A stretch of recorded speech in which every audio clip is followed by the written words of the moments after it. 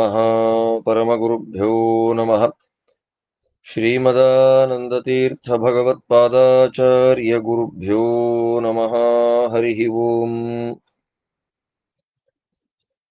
ನಾರಾಯಣಂ ಸುರಗುರುಂ ಜಗದೇಕನಾಥಂ ಭಕ್ತಪ್ರಿಯಂ ಸಕಲಲೋಕನಮಸ್ಕೃತಂ ಚ ತ್ರೈಗುಣ್ಯವರ್ಜಿತಮಜಂ ವಿಭುಮಾದ್ಯಮೀಶಂ ವಂದೇ ಭವಘ್ನಂ ಅಮರಾಸುರಸಿದ್ಧವಂದ್ಯಂ ನಾರಾಯಣಂ ನಮಸ್ಕೃತ್ಯ ನರಂ ಚೈವ ನರೋತ್ತಮಂ ದೇವೀಂ ಸರಸ್ವತೀಂ ವ್ಯಾಸಂ ತತೋ ಜಯಮುದೀರಯೇ.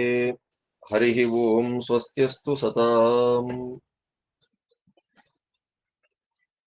ವೇದವ್ಯಾಸದೇವರ ಒಂದು ವಿಶೇಷವಾದ ಅನುಗ್ರಹದಿಂದ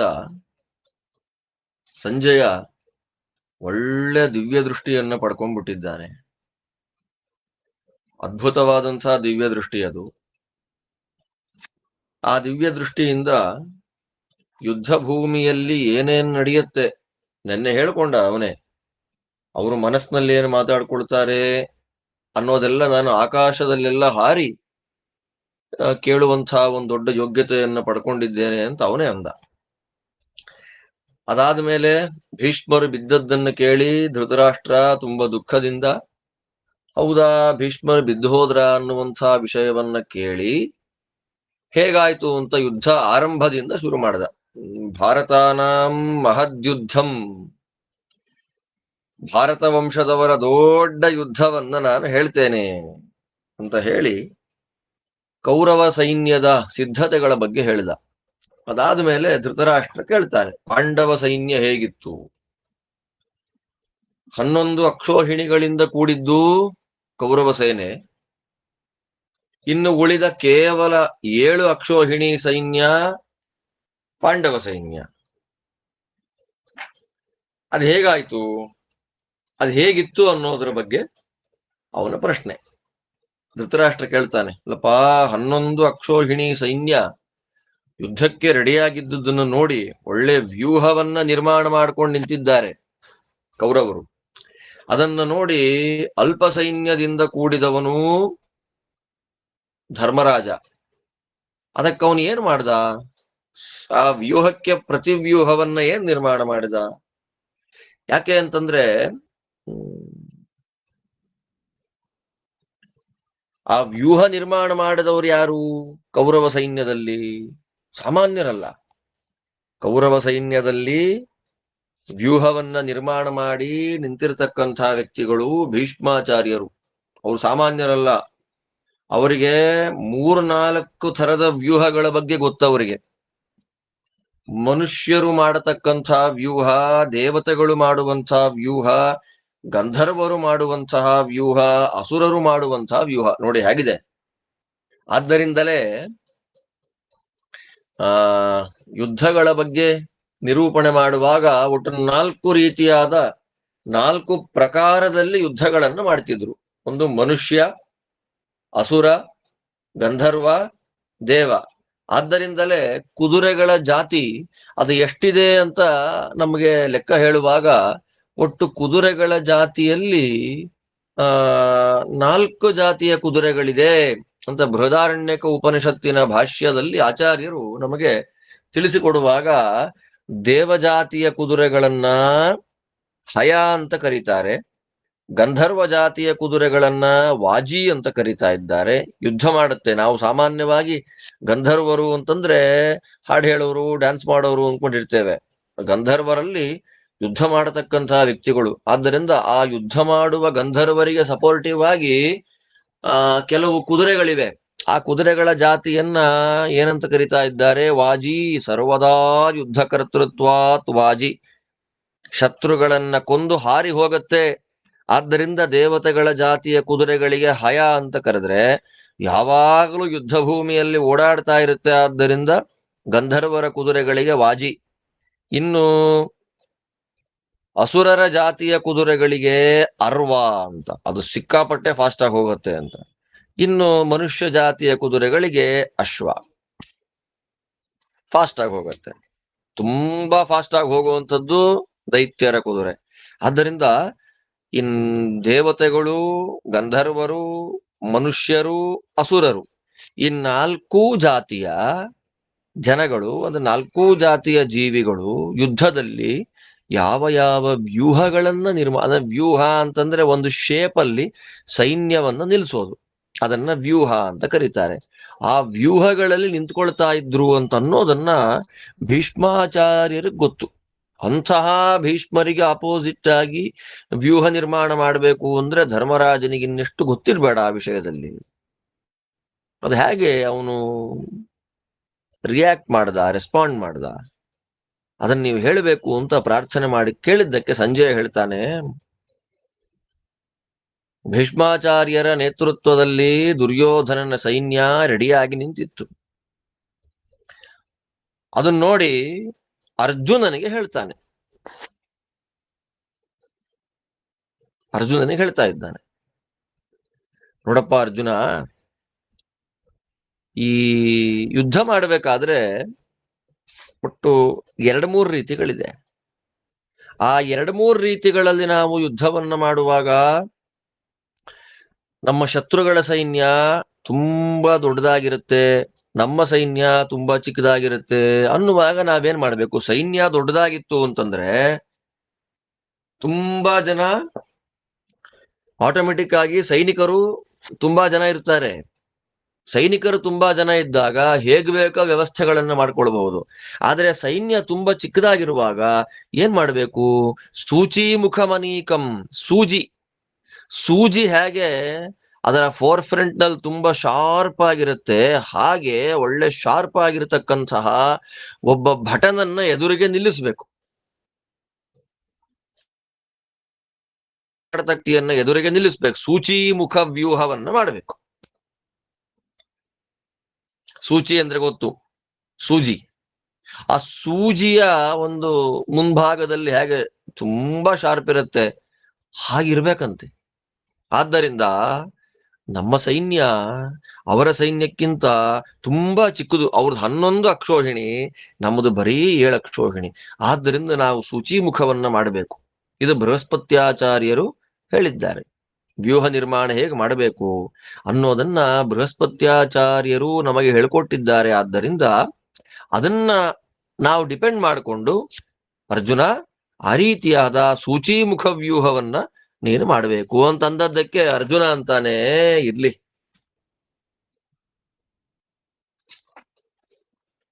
ನಂದೊಂದು ಐಡಿಯಾ ಇದೆ, ನಾನು ಯಾವ ರೀತಿಯಾದಂತಹ ವ್ಯೂಹವನ್ನ ಮಾಡ್ತೇನೆ ಗೊತ್ತಾ? ಯಾವ ವ್ಯೂಹವನ್ನ ದೈತ್ಯರ ಜೊತೆಯಲ್ಲಿ ಯುದ್ಧ ಮಾಡಬೇಕಾದ್ರೆ ಇಂದ್ರದೇವರು ಮಾಡ್ತಾ ಇದ್ರು, ಅಂತಹ ವ್ಯೂಹ, ಅದನ್ನ ವಜ್ರವ್ಯೂಹ ಅಂತ. ಶತ್ರುಗಳಿಗೆ ಅದನ್ನ ಅಲ್ಲಾಡಿಸಲಿಕ್ಕೆ ಸಾಧ್ಯ ಇಲ್ಲ. ಇಂದ್ರದೇವರು ಮಾಡಿದ ವ್ಯೂಹ ಅದು.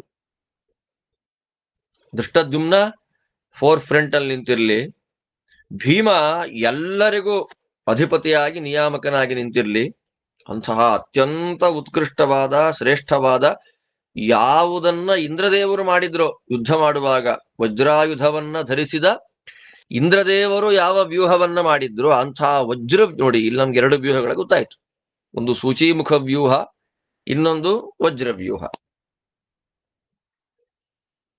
ಭೀಮಸೇನ ದೇವರು ನಿಂತಿರ್ಲಿ, ಭೀಮಸೇನ ದೇವರನ್ನ ಫಾಲೋ ಮಾಡ್ತಾ ದೃಷ್ಟದ್ಯುಮ್ನ ಬರ್ಲಿ ಅಲ್ವಾ. ಸಕಲ ದೇವತೆಗಳಿಗೆ ಸೇನಾನಿಯಾಗಿ ನಿಂತಿರ್ತಕ್ಕಂಥವನು ಸುಬ್ರಹ್ಮಣ್ಯ, ಸೇನಾನಿ, ದೇವಸೇನಾನಿ. ಹಾಗಿರ್ಬೇಕಾದ್ರೆ ನಮಗೆ ಭೀಮ ಇದ್ದಾನೆ ಸುಬ್ರಹ್ಮಣ್ಯನಂತೆ. ಇಲ್ಲಿ ಪಾವಕಿಹಿ ಅಂತ ಕರೀತಾರೆ, ದೇವಾನಾಮಿವ ಪಾವಕಿಹಿ. ಪಾವಕಿ ಅಂದ್ರೆ ಆಗ್ನೇಯ ಅಂದ್ರೆ ರುದ್ರದೇವರ ವೀರ್ಯವನ್ನ ಅಗ್ನಿ ಇಟ್ಕೊಂಡಿದ್ದ ತನ್ನಲ್ಲಿ ಸ್ವಲ್ಪ ಕಾಲ, ಆದ್ದರಿಂದ ಅಗ್ನಿಯ ಮಗನು ಅಂತಲೂ ವ್ಯವಹಾರ ಮಾಡಿದ್ರೆ ಸುಬ್ರಹ್ಮಣ್ಯನನ್ನ. ಅಂತಹ ದೇವಸೇನಾಧಿಪತಿಯಾದ ಸುಬ್ರಹ್ಮಣ್ಯನಂತೆ ನಮಗೆ ಯಾರಿದ್ದಾನೆ, ಭೀಮ ಇದ್ದಾನೆ. ಭೀಮನನ್ನ ನೋಡಿಬಿಟ್ರೆ ಸಾಕೆಲ್ಲ ಹೆದರ್ಕೊಂಡು ಓಡಿಬಿಡ್ತಾರೆ, ಆ ಪ್ರಕಾರವಾದ ಪ್ರಭಾವ ಭೀಮಸೇನ ದೇವರದ್ದು.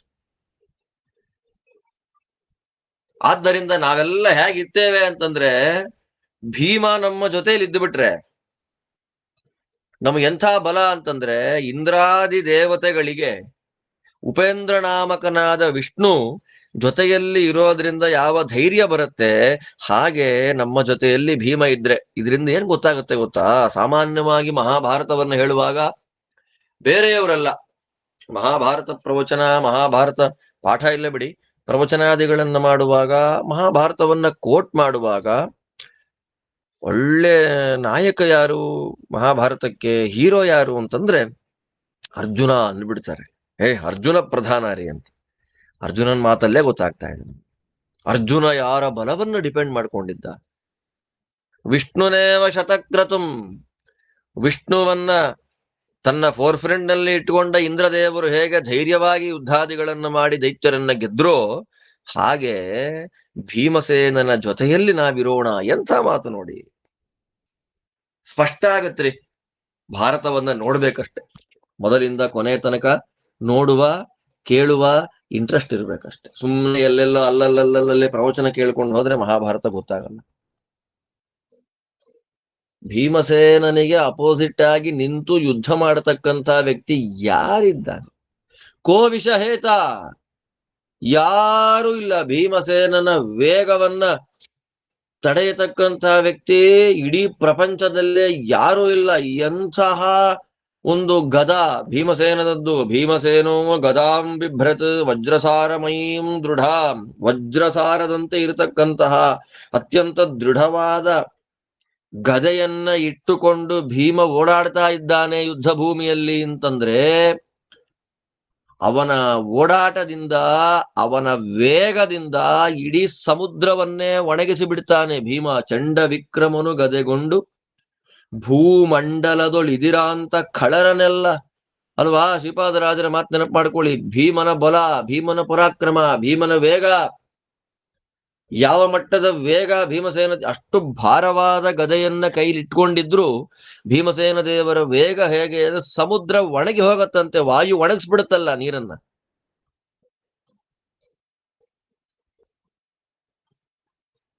ಭೀಮನ ಬಲ ನಮ್ಗೆ ಸಪೋರ್ಟಿವ್ ಆಗಿದೆ. ಇನ್ನು ಕೇಕಯ ದೇಶದವರು, ಧೃಷ್ಟಕೇತು, ಚೇಕಿತಾನ, ಇವರೆಲ್ಲರೂ ಕೂಡ ತಮ್ಮ ತಮ್ಮ ಅಮಾತ್ಯರ ಜೊತೆಯಲ್ಲಿ ಕೌರವರ ಮೇಲೆ ಬೀಳ್ಲಿ. ಭೀಮ ಇರುವಾಗ, ಧೃಷ್ಟದ್ಯುಮ್ನಾದಿಗಳಿರುವಾಗ ನಮಗೇನು ಭಯ ಅಂತಂತ ಇದ್ದ ಹಾಗೆ ಎಲ್ಲರೂ ಅರ್ಜುನನನ್ನ ನಿನಗೆ ಜಯವಾಗಲಿ ಅಂತ ವಾಗ್ಭಿಹಿ ಅನುಕೂಲಾಭಿರಾಘವೇ ಅಪೂಜಯನ್ನ, ಒಳ್ಳೆಯ ಮಾತುಗಳಿಂದ ಭೀಮಸೇನ ದೇವರ ಮಹಿಮೆಯನ್ನ ಕೇಳಿ ಅರ್ಜುನನಿಗೆ ಭಲೆ ಅಂತ ಅವನ ಸ್ತೋತ್ರಗಳನ್ನ ಮಾಡ್ತಾರೆ. ಹಾಗೆ ಅವನು ನಾನು ಯಾವ ವ್ಯೂಹವನ್ನ ನಿರ್ಮಾಣ ಮಾಡ್ತೇನೆ ಅಂತ ಹೇಳಿದನು, ಹಾಗೆ ವಜ್ರವ್ಯೂಹವನ್ನ ನಿರ್ಮಾಣ ಮಾಡಿದ.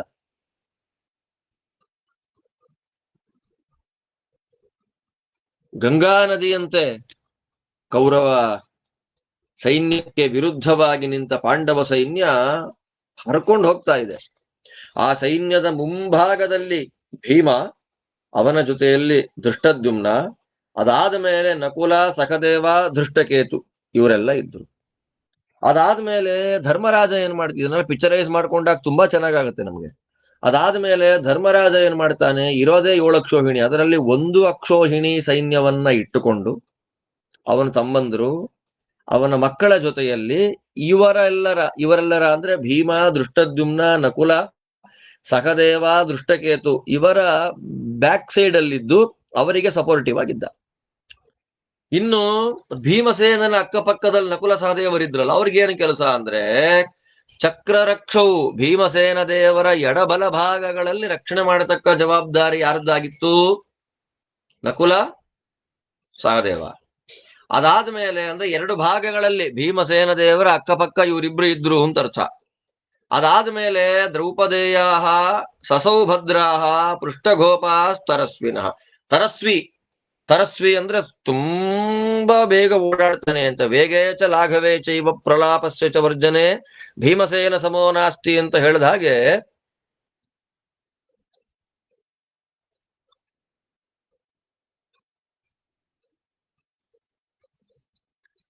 ತರಸ್ವಿ, ವೇಗವಂತ, ಭೀಮಸೇನ ದೇವರ ವೇಗಕ್ಕೆ ಸಮಾನನಾದವರು ಯಾರೂ ಇರಲಿಲ್ಲ.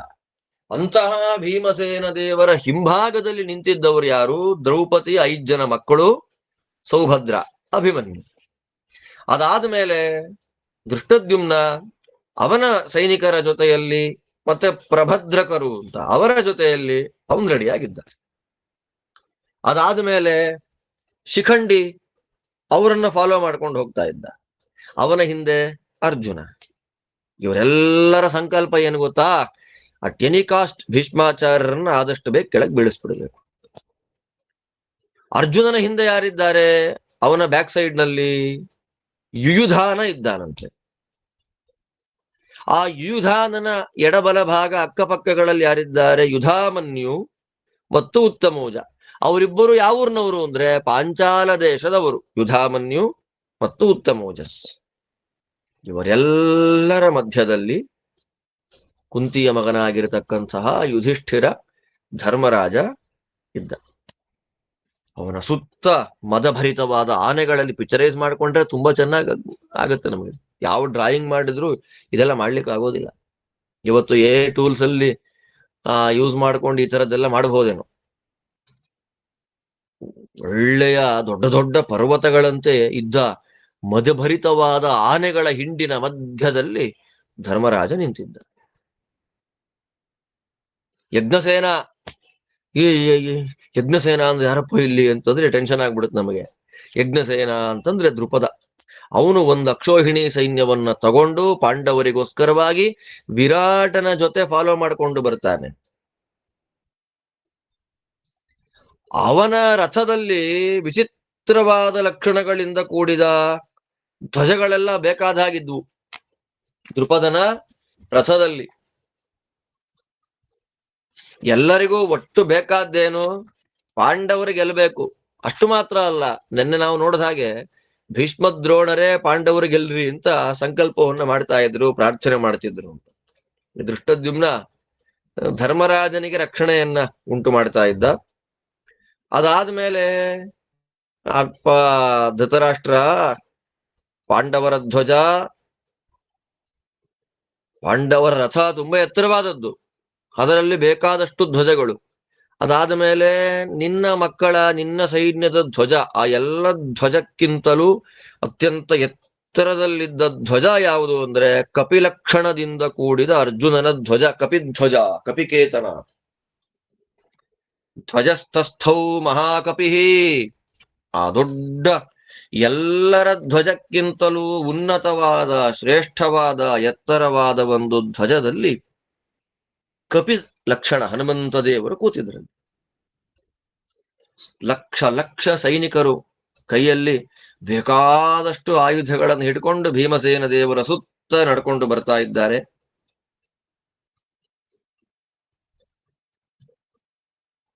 ನಡ್ಕೊಂಡು ಬರುವಾಗ ಹೇಗಿದೆ? ಧ್ವಜಾಗ್ರೇ ರುವತೋ ಭೀಮಂ ಕಪೇಸ್ತಸ್ಯ ಪುನಃ ಪುನಃ ಶ್ರೂಯತೆ ಭೀಮನಿನದೋ ನಾದಯಾನೋ ದಿಶೋ ದಶ. 10 ದಿಕ್ಕುಗಳಲ್ಲಿ ಒಂದು ಕಪಿ ಮಾಡುವ ಶಬ್ದ ಇವ್ರಿಗೆ ಕೇಳ್ತಾ ಇತ್ತಂತೆ. ಭಯಂಕರ ಕಪಿ ಗರ್ಜನೆ, ಭೀಮನಿನದ. ಅರ್ಜುನನ ರಥದ ಮೇಲಿದ್ದ ಕಪಿ ಹನುಮಂತ ದೇವರು ಕಿರಿಸ್ತಾ ಇದ್ರು. ಅವರನ್ನು ನೋಡಿಬಿಟ್ರೆ ಆ ಕಪಿ ಕೌರವ ಸೈನ್ಯವನ್ನ ಕೋಪದಿಂದ ನೋಡ್ತಾ ಇತ್ತು. ನೋಡ್ತಾ ಇದ್ದ ಹಾಗೆ ಹೆದರು ಬಿಟ್ರಂತೆ ಕೌರವರೆಲ್ಲ. ವಿರಾವೈಹಿ, ವಿಚಿತ್ರವಾಗಿ ಕಿರಿಚು ಬಿಡ್ತಾ ಇತ್ತಂತೆ. ಅದರಿಂದ ಭಯ ಆಯ್ತು ಅವರಿಗೆ. ಭ್ರೂಕ್ಷೇಪೋತ್ಕ್ಷೇಪ ವಿಕ್ಷೇಪೈಹಿ, ಭ್ರೂ ಹುಬ್ಬುಗಳನ್ನ ಒಂದೊಂದ್ಸಲ ಮೇಲ್ ಮಾಡುತ್ತೆ, ಒಂದ್ಸಲ ಕೆಳಗ್ ಮಾಡುತ್ತೆ, ಒಂದ್ಸಲ ಹಿಂದೆ ಮುಂದೆ ಮಾಡ್ತಾ ಇದೆ. ಬಾಲಗಳ ಲಾಂಗೂಲೇನ ಪುನಃ ಕಪಿಹಿ, ಆ ಲಾಂಗೂಲವನ್ನ ಮೇಲೆ ಎಳ್ತಾ ಇದೆ, ಬಾಲವನ್ನ ಮೇಲೆ ಎತ್ತರಿಸ್ತಾ ಇದೆ, ಬಾಲವನ್ನ ಮೇಲೆ ಮಾಡ್ಕೊಳ್ತಾ ಇದೆ, ಹುಬ್ಬುಗಳನ್ನ ಮೇಲೆ ಕೆಳಗೆ ಕುಣಿಸ್ತಾ ಇದೆ, ಕೋಪದಿಂದ ಅವರನ್ನು ನೋಡ್ತಾ ಇದೆ, ಭಯಂಕರ ಶಬ್ದವನ್ನ ಮಾಡ್ತಾ ಇದೆ. ಅದೆಲ್ಲ ಹನುಮಂತ ದೇವರು ಕಪಿರೂಪದಿಂದ ಮಾಡ್ತಾ ಇದ್ದ ಇದೆಲ್ಲ ವ್ಯಾಪಾರಗಳನ್ನ ನೋಡಿ, ಆಕಾಶವನ್ನು ನೋಡಿ, ಮೇಲ್ ನೋಡಿ ದೊಡ್ಡ ಶಬ್ದವನ್ನ ಮಾಡುತ್ತೆ. ಅದನ್ನ ಕೇಳಿ ಇವರೆಲ್ಲ ಹೆದರು ಬಿಟ್ರು. ಆ ಶಬ್ದ ಕೇಳ್ತಾ ಇದ್ದ ಹಾಗೆ ಆನೆಗಳ ಮದ ಜಲ ಕೆಳಗೆ ಸುರಿಯಿತು. ಅಂತಹ ಆನೆಗಳು, ಲಕ್ಷಾಂತರ ಆನೆಗಳು ಅದನ್ನು ಇಟ್ಟುಕೊಂಡು ಹೊರಟಿತು. ಪಾಂಡವ ಸೈನ್ಯ. ಭೀಮ ಏನ್ ಮಾಡ್ತಿದ್ದಾನೆ, ಅತ್ಯಂತ ಭಾರವಾದ ಗದೆ ಭೀಮ ಅದನ್ನು ಎಳ್ಕೊಂಡು ಹೋಗ್ತಾ ಇದ್ದಾನಂತೆ. ಭೀಮ ಪ್ರಕರ್ಷನ್, ತನ್ನ ಗದೆಯನ್ನ ಅವನು ಕೋಪದಿಂದ ಎಳ್ಕೊಂಡು ಹೋಗಿ, ನೋಡಿ ಸಿನಿಮಾದಲ್ಲಿ ಹೀರೋ ಅವನ ಕೈಲಿರುವ ಕತ್ತಿಗಿತ್ತಿನ ನೆಲಕ್ಕೆ ತಾಕಿಸ್ಕೊಂಡು ಎಳ್ಕೊಂಡು ಹೋಗುವಾಗ ಹೇಗೆ ಬೆಂಕಿಯ ಕಿಡಿಗಳು ವಿಸ್ಫುಲಿಂಗಗಳು ಬರುತ್ತೆ, ಹಾಗಿದ್ದು ಭೀಮಸೇನ ಎಳ್ಕೊಂಡು ಹೋಗ್ತಾ ಇದ್ದಾನೆ. ಅವನ ಹಿಂದೆ ಅಪಾರವಾದ ಪಾಂಡವರ ಸೈನ್ಯ ಬರ್ತಾ ಇದೆ, ಯಾರಿಗೂ ನೋಡಕ್ಕಾಗ್ಲಿಲ್ವಂತೆ. ಅದರಿಂದ ಪಾಂಡವರು ನಿರ್ಮಾಣ ಮಾಡಿಕೊಂಡ ವ್ಯೂಹ ವಜ್ರೋ ನಾಮೈ ಶತುವ್ಯೂಹೋ ದುರ್ಭೇದ ಸರ್ವತೋಮುಖ ಚಾಪ ವಿದ್ಯುಧ್ವಜೋ ಘೋರೋ ಗುಪ್ತೋ ಗಾಂಡೀವ ಧನ್ವನ.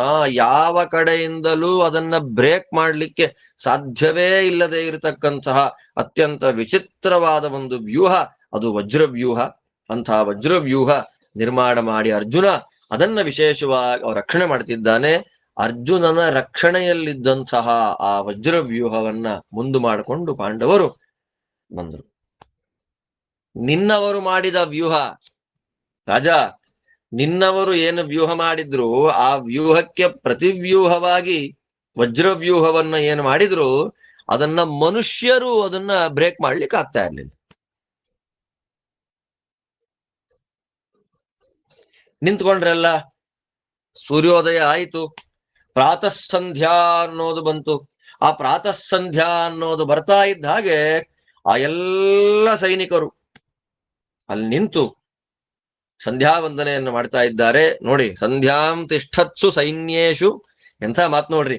ಸೂರ್ಯಸ್ಯೋದಯನಂ ಪ್ರತಿ, ಸೂರ್ಯೋದಯವಾಗ್ತಾ ಇದೆ, ಅರ್ಘ್ಯ ಪ್ರದಾನವನ್ನ ಮಾಡಬೇಕು, ಗಾಯತ್ರಿ ಜಪವನ್ನ ಮಾಡಬೇಕು, ಸಂಧ್ಯಾ ವಂದನೆ ಮಾಡಬೇಕು ಅಂತ ಆ ಯುದ್ಧ ಭೂಮಿಯಲ್ಲೂ ತಮ್ಮ ಕರ್ತವ್ಯ ಕರ್ಮಗಳನ್ನ ಬಿಡ್ಲಿಲ್ಲ ಅವ್ರು ಯಾರು ಕೂಡ. ಸೈನಿಕರೆಲ್ಲ ಸಂಧ್ಯಾ ವಂದನೆ ಮಾಡ್ತಾ ಇದ್ದಾರೆ. ಗಾಳಿ ಜೋರಾಗಿ ಬೀಸ್ತು, ಒಳ್ಳೆಯ ಶುಭ ಸೂಚನೆ ಎನ್ನುವಂತೆ ತುಂತುರು ಮಳೆಹನಿಗಳು ಬಿತ್ತಲ್ಲಿ. ಸಡನ್ ಆಗಿ ಜೋರಾಗಿ ಗಾಳಿ ಬೀಸ್ಬಿಡ್ತು. ವಿಶ್ವಗ್ವಾತ ವಾಂತ್ಯುಗ್ರಾಹ, ಜೋರಾಗಿ ಗಾಳಿ ಬೀಸಿ ಅಲ್ಲಿದ್ದ ಮರಳಿನ ಧೂಳಿನ ಕಣ ಎಲ್ಲ ಎದ್ದು ಬಿಡ್ತು. ಸೂರ್ಯೋದಯವಾಗೋ ಕಾಲಕ್ಕೆ ಸೂರ್ಯಾಸ್ತವೇ ಆಗೋಯ್ತು, ಕತ್ತಲೆ ಆಗೋಯ್ತು ಅನ್ಕೊಂಡ್ಬಿಟ್ರು ಇವರೆಲ್ಲ. ಉಲ್ಕಾಪಾತ ಆಯ್ತು, ದೊಡ್ಡ ಶಬ್ದ ಆಯ್ತು. ಇವರೆಲ್ಲ ರೆಡಿ ಆಗ್ತಾ ಇದ್ದಾರೆ. ಇಡೀ ಕ್ಷತ್ರಿಯ ಕುಲ ನಾಶ ಆಗತ್ತೆ ಅನ್ನೋದನ್ನ ತೋರಿಸ್ತಾ ಸೂರ್ಯ ಅವತ್ತು ಕಾಂತಿಯನ್ನ ಕಳ್ಕೊಂಡು ಹುಟ್ಟದ್ನಂತೆ. ಅದೇ ಪ್ರಾಬ್ಲಮ್. ನಿಷ್ಪ್ರಭೋಭ್ಯುದಿಯಾತ್ ಸೂರ್ಯ, ಸೂರ್ಯನ ಉದಯ ಆಗಿದೆ, ಪ್ರಭೇನೇ ಇಲ್ಲವಂತೆ. ಪ್ರಭಾರಹಿತನಾಗಿ ಸೂರ್ಯ ಉದಯಿಸಿದ.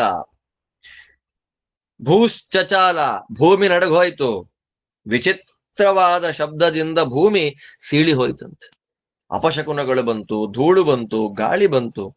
ಆ ಗಾಳಿಗಳು ಜೋರಾಗಿ ಬೀಸ್ತಾ ಇದೆ. ಬೀಸುವಾಗ ಎಲ್ಲ ಕ್ಷತ್ರಿಯರು ತಮ್ಮ ರಥಗಳ ಧ್ವಜ ಕಟ್ಕೊಂಡಿದ್ರಲ್ಲ, ಆ ಧ್ವಜ ಅಲ್ಲಾಡ್ತಾ ಇದೆ. ಅದಕ್ಕೆ ಕಟ್ಟಿದಂತಹ ಗೆಜ್ಜೆಗಳು ಶಬ್ದ ಮಾಡ್ತಾ ಇದೆ.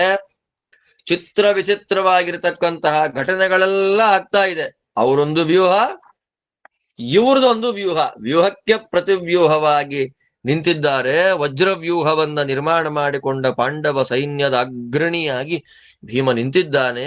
ಭೀಮ ನಿಂತ ಒಂದು ಪೋಸ್ಚರ್ ಅನ್ನ ನೋಡ್ತಾ ಇದ್ದ ಹಾಗೆ ಕೌರವರ ಸೈನ್ಯಕ್ಕೆ ಭಯ ಆಯ್ತಂತೆ. ಭಯ ಆದದ್ದು ಮಾತ್ರ ಎಂಥ ಮಾತಂತಾರೆ ಗೊತ್ತಾ? ಸ್ರಸ್ರಂತ ಇವ ಚಾಕ್ಷೇಣಿ ಯೋಧಾನಾಂ ಭರತಋಷಭ. ಭೀಮಸೇನ ನಿಂತ ಒಂದು ವೈಭವ, ಭೀಮಸೇನನ ಭಂಗಿಯನ್ನ ಕೌರವರು ನೋಡ್ತಾ ಇದ್ದ ಹಾಗೆ ಭಯದಿಂದ ಕೌರವರ ಕಣ್ಣುಗಳು ಕೆಳಗೆ ಬಿದ್ದೋದ್ವೇನೋ ಅನ್ನುವಂತೆ ಭಯ ಆಗೋಯ್ತವ್ರಿ. ಅಷ್ಟು ಭಯ ಆಯ್ತವ್ರಿ. ಧೃತರಾಷ್ಟ್ರ ಕೇಳ್ತಾನೆ, ಆಯ್ತಪ್ಪ, ನಮ್ಮೂರು ನಿಂತರು, ಅವರೂ ನಿಂತರು, ಮಾಮಕಾಹ ಭೀಷ್ಮನೇತ್ರಾಹ ಸಮೀಕೆ ಪಾಂಡವಾವ ಭೀಮನೇತ್ರ. ಎಂತ ಮಾತು ನೋಡಿ. ಆಕ್ಚುಯಲ್ ಆಗಿ ಪಾಂಡವ ಸೈನ್ಯಕ್ಕೆ ಸೇನಾಧಿಪತಿ ಧೃಷ್ಟದ್ಯುಮ್ನ, ಆದ್ರೆ ಭೀಮನನ್ನೇ ಮುಖ್ಯವನ್ನಾಗಿ ಇಟ್ಕೊಂಡಿದ್ದಾರೆ. ಅಸ್ಮಿನ್ ಯುದ್ಧೇ ಮಹಾವೀರ ತ್ವಯಿ ಭಾರಃ ಸಮಾಹಿತ. ನಾವು ನೋಡಿದ್ವಿ ಆ ವಾಕ್ಯವನ್ನಾಗ್ಲೆ. ಈ ಯುದ್ಧದಲ್ಲಿ ಭಾರ ಯಾರ ಮೇಲೆ ಅಂದ್ರೆ ಭೀಮನ ಮೇಲೆ ಭಾರ ಇರೋದು. ಆದ್ದರಿಂದ ಪ್ರಧಾನವಾಗಿ ಕೃಷ್ಣ ಮಾಡಲಿಕ್ಕೆ ಸಂಕಲ್ಪವನ್ನ ಮಾಡಿಕೊಂಡ ಭೂಭಾರ ಹರಣ ಕಾರ್ಯದಲ್ಲಿ ಪ್ರಧಾನ ಅಂಗ ಯಾರು? ಭೀಮನೇ. ಆದ್ದರಿಂದ ಪ್ರಧಾನನಾಗಿ ನಾವು ಹೇಳೋದು ಯಾರನ್ನ? ಭೀಮನನ್ನೇ. ಆದ್ದರಿಂದ ಭೀಷ್ಮರನ್ನ ಮತ್ತು ಭೀಮನನ್ನ ಸೇನಾ ನಾಯಕರನ್ನಾಗಿಟ್ಟುಕೊಂಡ ಎರಡೂ ಸೈನ್ಯದಲ್ಲಿ ಮೊದಲು ಸಂತೋಷ ಪಟ್ಟವರು ಯಾರು? ನಮ್ಮ ಕಡೆಯವರು, ಪಾಂಡವರ ಕಡೆಯವರು. ಯಾರ ಬ್ಯಾಕ್ ಸೈಡ್ ನಲ್ಲಿ ಚಂದ್ರ ಸೂರ್ಯ ವಾಯುಗಳಿದ್ರು, ಯಾರ ಫ್ರಂಟ್ ಸೈಡ್ ನಲ್ಲಿ ಚಂದ್ರ ಸೂರ್ಯ ವಾಯುಗಳಿದ್ರು, ಯಾರ ಮುಖ ಪ್ರಸನ್ನವಾಗಿತ್ತು? ಬೇಗ ಹೇಳು ಹೇಳು ಹೇಳು. ಇದೇನದು ಅರ್ಥ ಆಗ್ಲಿಲ್ಲ. ಚಂದ್ರ ಸೂರ್ಯ ವಾಯು, ಕೇಶಾಂ ಜಘನ್ಯೌ ಸೋಮ ಸೂರ್ಯೌ ಸವಾಯು. ಚಂದ್ರ ಸೂರ್ಯ ಮತ್ತು ವಾಯು ಯಾರ ಬ್ಯಾಕ್ ಸೈಡ್ ಅಲ್ಲಿ ಒಬ್ರು ಪ್ರಧಾನರು ನಿಂತರು ಹೊಡಿತಾರೆ ಬೆನ್ನಿಗೆ, ಬೇಗ ಹೊರಡ್ರಿ ಹೊರಡ್ರಿ ಬೇಗ, ಫಾಸ್ಟ್ ಫಾಸ್ಟ್ ಫಾಸ್ಟ್ ಅಂತ ಉತ್ಸಾಹವನ್ನ ಕೊಡ್ತಾರೆ. ಎದುರುಗಡೆ ಇದ್ರೆ ತಡೀತಾರೆ.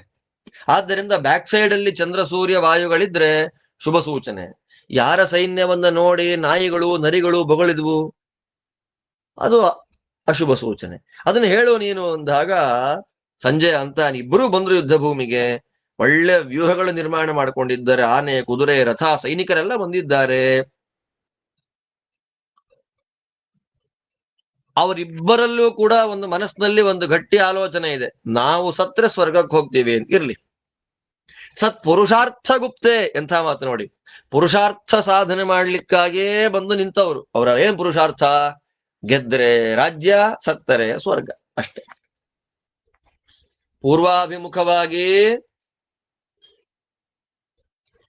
ಪಾಂಡವರು ನಿಂತಿದ್ದಾರೆ, ಪಶ್ಚಿಮಾಭಿಮುಖವಾಗಿ ಕೌರವರಿದ್ದಾರೆ.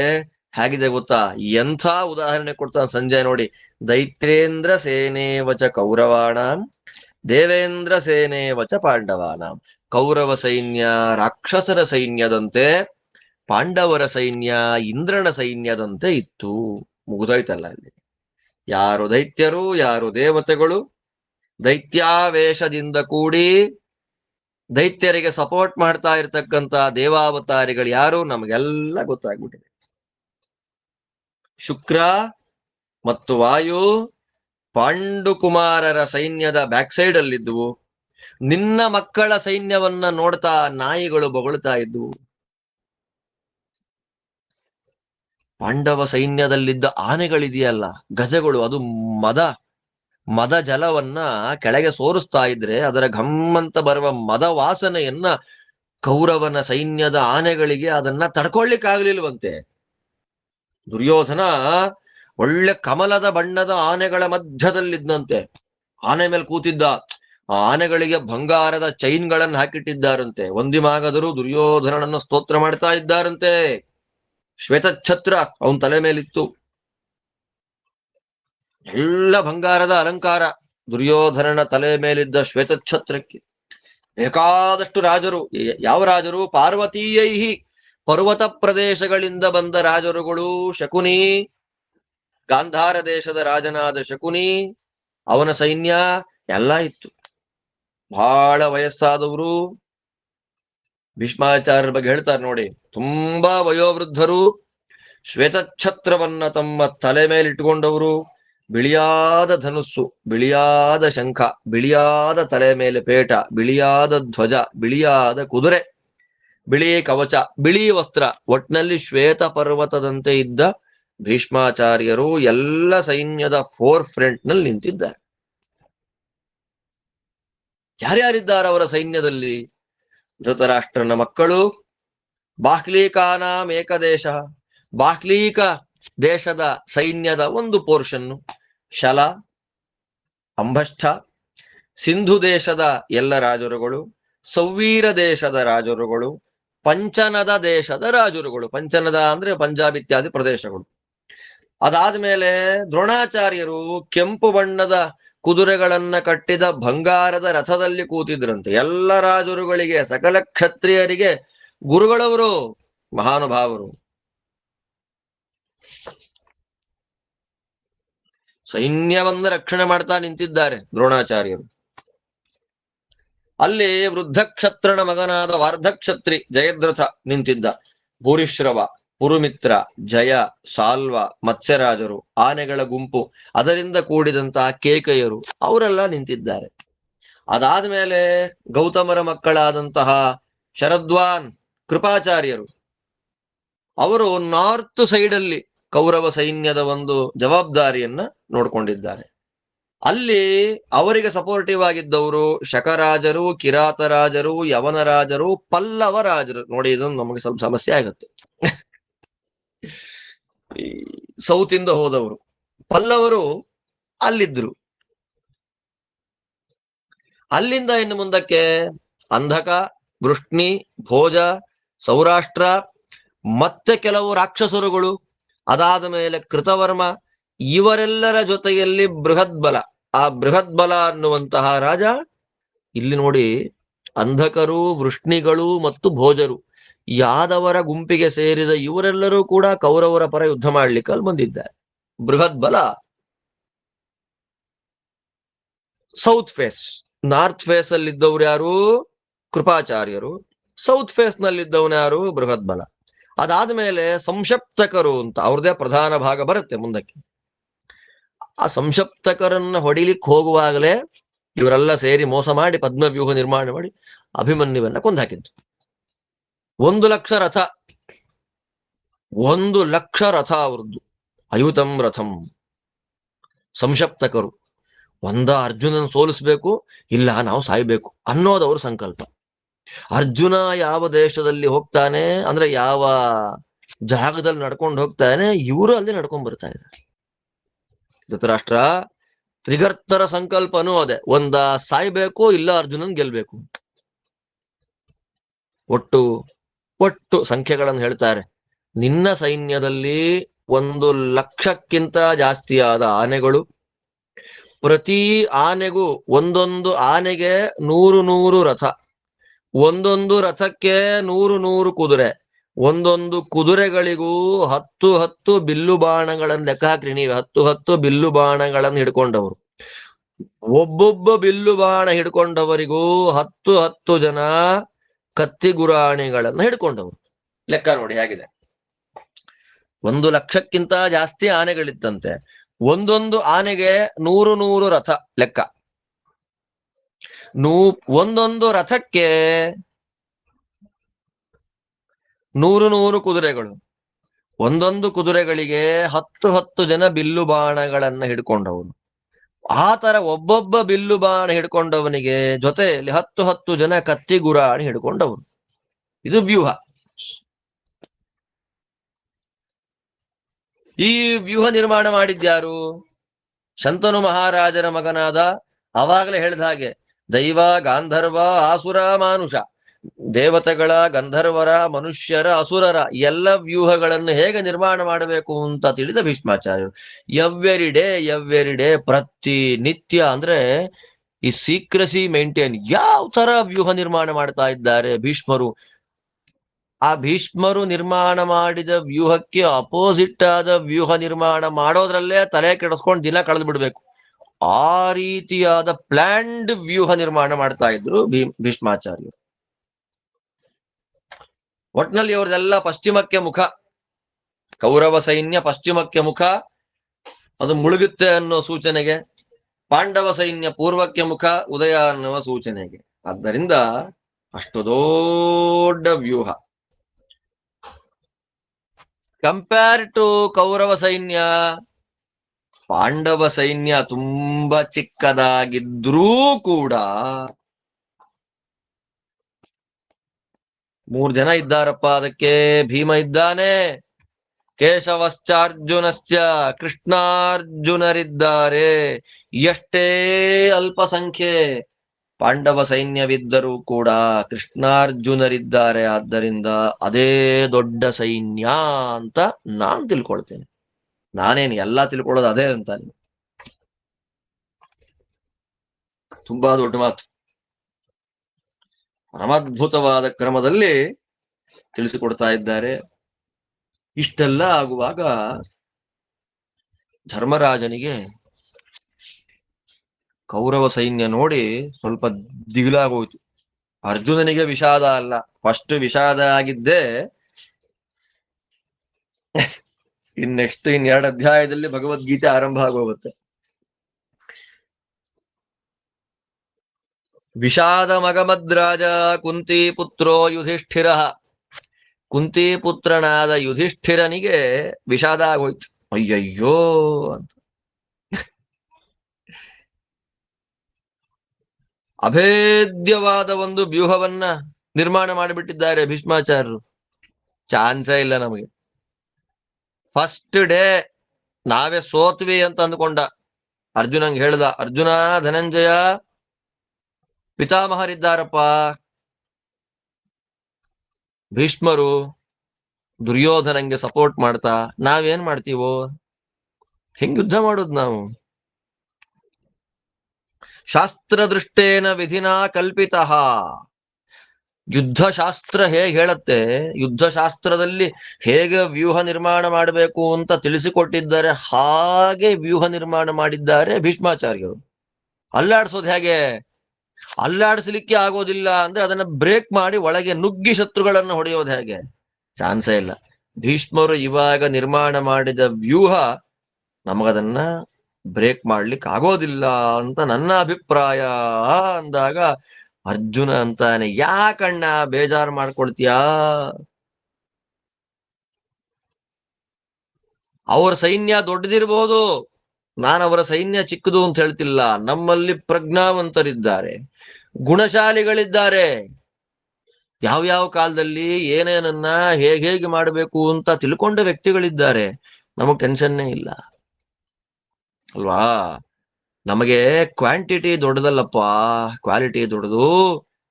ಕ್ವಾಲಿಫೈಡ್, ಪ್ರಜ್ಞಾವಂತರಾದ, ಬುದ್ಧಿವಂತರಾದ, ಗುಣಶಾಲಿಗಳಾದ ಸೈನಿಕರು ನಮ್ಮಲ್ಲಿದ್ದಾರೆ. ಯಾಕೆ ಟೆನ್ಷನ್ ಮಾಡ್ಕೊಂತೀಯ? ಯಾರು ಗೊತ್ತಾ ಗೆಲ್ಲೋರು? ಯುದ್ಧ ಮಾಡಿದಾಗ ನಿಜವಾಗಿ ಗೆಲ್ಲಲಿಕ್ಕೆ ಕೆಲವು ಕಾರಣಗಳಿದೆ. ಅದನ್ನ ನಾರದರು ಹೇಳಿದ್ದಾರೆ. ಭೀಷ್ಮದ್ರೋಣರಿಗೂ ಗೊತ್ತು, ನಾರದರಿಗೂ ಗೊತ್ತು, ಭೀಷ್ಮದ್ರೋಣರಿಗೂ ಗೊತ್ತು. ಅಷ್ಟು ಮಾತ್ರ ಅಲ್ಲ, ನಾರದರಿಗೆ ಹೆಂಗ್ ಗೊತ್ತಾಯ್ತು, ಭೀಷ್ಮದ್ರೋಣರಿಗೆ ಹೆಂಗ್ ಗೊತ್ತಾಯ್ತು ಈ ಕಥೆಗಳೆಲ್ಲ? ಗೆಲ್ಲೋರು ಹೇಗಿರ್ತಾರೆ, ಗೆಲ್ಲೋರ್ ಲಕ್ಷಣ ಏನು ಅಂತ. ಅರ್ಜುನ ಅಂತ ನೋಡ್ರಿ, ದೇವತೆಗಳಿಗೆ ದೈತ್ಯರಿಗೆ ದೊಡ್ಡ ಯುದ್ಧ ಆಯ್ತು ಒಂದ್ ಟೈಮಲ್ಲಿ. ಆ ದೊಡ್ಡ ಯುದ್ಧವಾದಾಗ ಬ್ರಹ್ಮದೇವರು ಇಂದ್ರಾದಿ ದೇವತೆಗಳಿಗೆ ಕೆಲವು ಮಾತನ್ನ ಹೇಳ್ತಾರೆ. ಹೇಗ್ ಗೊತ್ತಾ ಗೆಲ್ಲೋದು? ಗೆಲುವು ಹೇಗೆ ಬರುತ್ತೆ ಗೊತ್ತಾ? ನ ತಥಾ ಬಲವೀರ್ಯಾಭ್ಯಾಂ ವಿಜಯಂತೆ ಜಿಗೀಷವಃ. ಗೆಲ್ಲಬೇಕು ಅಂದ್ಕೊಂಡವರಿಗೆ ಬಲವೀರ್ಯಗಳಿದ್ದು ಬಿಟ್ರೆ ಗೆಲ್ಲೋಲ್ಲ. ಮತ್ತೆ ಗೆಲ್ಲಿಕ್ಕೆ ಏನ್ ಬೇಕು? ಸತ್ಯ, ಆನೃಶಂಸ್ಯ, ಧರ್ಮ, ಉದ್ಯಮ. ಎಂಥ ಅದ್ಭುತ! ಇದಕ್ಕೆ ಮಹಾಭಾರತ ಕೇಳಬೇಕು ಅನ್ನೋದು. ಸತ್ಯ ಇರಬೇಕು ನಮ್ಮಲ್ಲಿ, ಸಂಕಲ್ಪ ಶುದ್ಧಿ ಇರ್ಬೇಕಂತ. ನಾವು ಹಿಡಿದ ಕೆಲಸ ಆಗ್ಬೇಕು ಅಂತಂದ್ರೆ 4 ಜನ ಸಪೋರ್ಟ್ ಮಾಡಿಬಿಟ್ರು ನಮ್ ಕೆಲಸ ಆಗೋಯ್ತು ಅನ್ನೋದಲ್ಲ. ನಿನ್ನಲ್ಲಿ ಸತ್ಯ ಇದೆಯಾ, ಸಂಕಲ್ಪ ಶುದ್ಧಿ ಇದೆಯಾ ನೋಡು ಅಂತಾರೆ. ಸಂಕಲ್ಪ ಶುದ್ಧಿಯೇ ಕಾರ್ಯಸಿದ್ಧಿಯನ್ನ ಮಾಡುತ್ತೆ. ಗೆಲುವನ್ನ ತಂದು ಕೊಡುವುದು ಯಾವುದು? ಸತ್ಯ. ಸತ್ಯ ನಮ್ಮಲ್ಲಿ ಬರೋದು ಹೇಗೆ? ಶಾಸ್ತ್ರಗಳ ಅಧ್ಯಯನದಿಂದ. ಅದಾದ್ಮೇಲೆ ಆನೃಶಂಸ್ಯ, ಬೇರೆ ಯಾರಿಗೂ ಕೇಡಾಗ್ಲಿ, ಅವರು ಹಾಳಾಗೋಗ್ಲಿ ಅಂತ ಅನ್ಬಾರ್ದು, ಮೃದು ಸ್ವಭಾವ. ಅದಾದ್ಮೇಲೆ 3ನೇದ್ದು ಯಾವುದು? ಧರ್ಮ. ಧರ್ಮದಲ್ಲಿರ್ಬೇಕಂತೆ, ಅದು ನಮ್ಮನ್ನ ಗೆಲ್ಲುವಂತೆ ಮಾಡುತ್ತೆ. ಅದಾದ್ಮೇಲೆ 4ನೇದು ಯಾವುದು? ಉದ್ಯಮೇನ ಚ, ಪ್ರಯತ್ನ. ಎಂಥ ಮಾತು ನೋಡ್ರಿ. ಬರೀ ಯುದ್ಧ ಅಲ್ಲ, ನಮ್ಮ ಜೀವನದಲ್ಲಿ ಯಾವುದೇ ಕೆಲಸ ಮಾಡ್ಲಿ, ಆ ಎಲ್ಲ ಕೆಲಸವು ಸಿದ್ಧಿ ಆಗ್ಬೇಕು ಅಂದ್ರೆ ಸತ್ಯ, ಆನೃಶಂಸ್ಯ, ಧರ್ಮ, ಉದ್ಯಮ. 4 ಗುಣಗಳು ನಮ್ಮಲ್ಲಿದ್ದಾಗ, ನಮ್ಮಲ್ಲಿ ಬಲ ಇಲ್ಲದೆ ಇದ್ರೂ ಪರವಾಗಿಲ್ಲ, ವೀರ್ಯ ಇಲ್ಲದೆ ಇದ್ರೂ ಪರವಾಗಿಲ್ಲ, ನಮ್ಮನ್ನ ಕಾಪಾಡುತ್ತೆ, ನಾವು ಗೆಲ್ಲುವಂತೆ ಮಾಡುತ್ತೆ ಈ 4 ಧರ್ಮಗಳು. ಅಧರ್ಮವನ್ನ ಬಿಟ್ಟು, ಲೋಭವನ್ನ ಬಿಟ್ಟು, ಮೋಹವನ್ನ ಬಿಟ್ಟು, ಅಹಂಕಾರವನ್ನ ಬಿಟ್ಟು, ಒಳ್ಳೆ ಪ್ರಯತ್ನವನ್ನ ಕೈಲಿಟ್ಟುಕೊಂಡು ಯುದ್ಧವನ್ನ ಮಾಡಿದ್ರೆ ಗೆಲುವು ಖಂಡಿತ ಬರುತ್ತೆ. ಯಥೋ ಧರ್ಮ ತಥೋ ಜಯ. ಇನ್ 3-4 ವಾಕ್ಯಗಳಿದೆ ರೀ, ವರ್ಷಗಟ್ಟಲೆ ಪ್ರವಚನ ಮಾಡಬಹುದು ಈ ವಾಕ್ಯ ಇಟ್ಕೊಂಡು. ಧರ್ಮವಿದ್ದಲ್ಲಿ ಗೆಲುವು. ಧರ್ಮ ಅಂದ್ರೆ ಯಾರು? ನಾರಾಯಣ. ಧರ್ಮೋ ಧರ್ಮ ವಿದುತ್ತಮ ಅಂತ ಸಹಸ್ರನಾಮ. ಇಲ್ಲೇ ಮಹಾಭಾರತ ಹೇಳಿದ ಹಾಗೆ ನಾರಾಯಣನಿಗೆ, ಭಗವಂತನಿಗೆ ಧರ್ಮ ಅಂತ ಹೆಸರು. ಆ ಭಗವಂತನನ್ನ ಧಾರಣೆ ಮಾಡಿದ ಧರ್ಮ ವಾಯುದೇವರು, ಹರಿವಾಯುಗಳು. ಅವರನ್ನ ಧಾರಣೆ ಮಾಡಿದ ಧರ್ಮ ಶಾಸ್ತ್ರಗಳು. ಆ ಶಾಸ್ತ್ರಗಳನ್ನ ಅನುಷ್ಠಾನ ಮಾಡುವ ಸಕಲ ಸಾತ್ವಿಕ ಆಚರಣೆಗಳು. ಇದೆಲ್ಲ ಹರಿವಾಯು ಗುರುಗಳಲ್ಲಿ ಭಕ್ತಿ, ಸಾತ್ವಿಕವಾದ ಶುದ್ಧವಾದ ಆಚಾರದಲ್ಲಿ ನಾವಿದ್ದು ಬಿಟ್ರೆ ನಮ್ಮ ಉದ್ಧಾರ, ನಮ್ಮ ಅಭಿವೃದ್ಧಿಯನ್ನ ತಡೀತಕ್ಕಂಥವ್ರು ಬೇರೆ ಯಾರೂ ಇಲ್ಲ. ಯಥೋ ಧರ್ಮ ತಥೋ ನಮ್ಮ ಎದೆಯಲ್ಲಿ ನಾವು ವಜ್ರದಲ್ಲಿ ಬರ್ಕೊಳ್ಬೇಕು ಮನಸ್ಸಿನಲ್ಲಿ, ಯಥೋ ಧರ್ಮಸ್ತಥೋ ಜಯ. ಬರೀ ಧರ್ಮ ಅಲ್ಲ, ಯತ್ರ ಕೃಷ್ಣಶ್ಚ ವೇದಾತ್ಮ ಸರ್ವ ಸರ್ವೇಶ್ವರೋ ಹರಿಹಿ ಜಯಸ್ತತ್ರ ಮಹಾಬಾಹೋ ಯಥಾ ಮೇ ಪ್ರಾಹ ನಾರದ. ನನಗೆ ನಾರದರು ಹೇಳಿದ್ದಾರೆ, ಯತ್ರ ಕೃಷ್ಣಶ್ಚ ವೇದಾತ್ಮ, ಸಕಲ ಅನಂತ ವೇದಗಳಿಗೆ ಅಭಿಮಾನಿಯಾಗಿರತಕ್ಕಂತಹ, ಅಭಿಮಾನಿ ಅಂದ್ರೆ ಸಕಲ ವೇದಗಳಿಗೆ ಪ್ರತಿಪಾದ್ಯನಾಗಿರತಕ್ಕಂತಹ, ಸರ್ವ ಸರ್ವೇಶ್ವರ, ಎಲ್ಲಕ್ಕೂ ಸ್ವಾಮಿಯಾಗಿರತಕ್ಕಂತಹ, ಸಕಲ ದುಷ್ಟರನ್ನು ಪಾಪಗಳನ್ನು ನಾಶ ಮಾಡುವ ಶ್ರೀಹರಿ ಕೃಷ್ಣ ಎಲ್ಲಿದ್ದಾನೆ ಅಲ್ಲಿ ಜಯ ಅಷ್ಟೇ. ಏವಂ ರಾಜನ್ ವಿಜಾನೀಹಿ ಧ್ರುವೋಸ್ಮಾಕಂ ರಣೇ ಜಯ ಯಥಾ ಮೇ ನಾರದ ಪ್ರಾಹ. ನಾರದರು ನಂಗೆ ಹೇಳಿದ್ದಾರೆ, ಧರ್ಮ ಇದ್ದಲ್ಲಿ ಜಯ. ಅರ್ಜುನ ಟೆನ್ಷನ್ ಮಾಡ್ಕೋಬೇಡ್ರಪ್ಪ, ನೀವೇ ಗೆಲ್ತೀರಿ. ಯಾಕೆ ನೀವು ಗೆಲ್ತೀರಿ ಅಂದ್ರೆ ಯತಃ ಕೃಷ್ಣಸ್ತಥೋ ಜಯ. ನೋಡಿ ಇಲ್ಲಿ ಹೇಳಿದ್ರು, ಯಥೋ ಧರ್ಮಸ್ತಥೋ ಜಯ ಅಂತ ಒಂದು ಮಾತು ಬಂತಲ್ಲ, ಈಗ ಇನ್ನೊಂದು ಮಾತು, ಯತಃ ಕೃಷ್ಣಸ್ತಥೋ ಜಯ. ಎಲ್ಲಿ ಕೃಷ್ಣ ಇದ್ದಾನೆ, ನಮಗೆ ಸಪೋರ್ಟಿವ್ ಆಗಿ ಕೃಷ್ಣ ಇದ್ರೆ ನಾವು ಗೆಲ್ಲೋದೆ. ಯಾರು ಕೃಷ್ಣ? ಗುಣಭೂತೋ ಜಯ ಕೃಷ್ಣೇ ಪೃಷ್ಠತೋನ್ವೇತಿ ಮಾಧವಂ ಅಭಿಜಾತಿ ಜಯಸ್ತಸ್ಯ ಸನ್ನತಿಶ್ಚಾಪರೋ ಗುಣ. ಕೃಷ್ಣ ಅಂತಂದ್ರೆ ಅವನನ್ನ ಗೆಲುವು ಫಾಲೋ ಮಾಡ್ಕೊಂಡು ಬರುತ್ತೆ, ವಿಕ್ಟರಿ. ಅಭಿಜಾತಿ ಜಯಸ್ತಸ್ಯ, ಕೃಷ್ಣನ ಸ್ವಭಾವ. ಎಲ್ಲ ಕೇಳ್ಬೇಕ್ರಿ ನಾವು. ಅಂದುಕೊಂಡ ಕೆಲಸ, ನಾವು ಮಾಡ್ಬೇಕು ಅಂದುಕೊಂಡ ಕೆಲಸ, ನಮ್ಮ ಸಂಕಲ್ಪ ಶುದ್ಧವಾಗಬೇಕು ಅಂದ್ರೆ ಕೈ ಮುಗಿದು ಕೇಳ್ರಿ ಈ ತತ್ವಗಳನ್ನ. ಗುಣಭೂತನಾದವನು ಕೃಷ್ಣ, ಅನಂತ ಕಲ್ಯಾಣ ಗುಣ ಪರಿಪೂರ್ಣನಾದ ನಮ್ಮ ಸ್ವಾಮಿಯ ಸ್ವಭಾವ ಯಾವುದು ಗೊತ್ತಾ?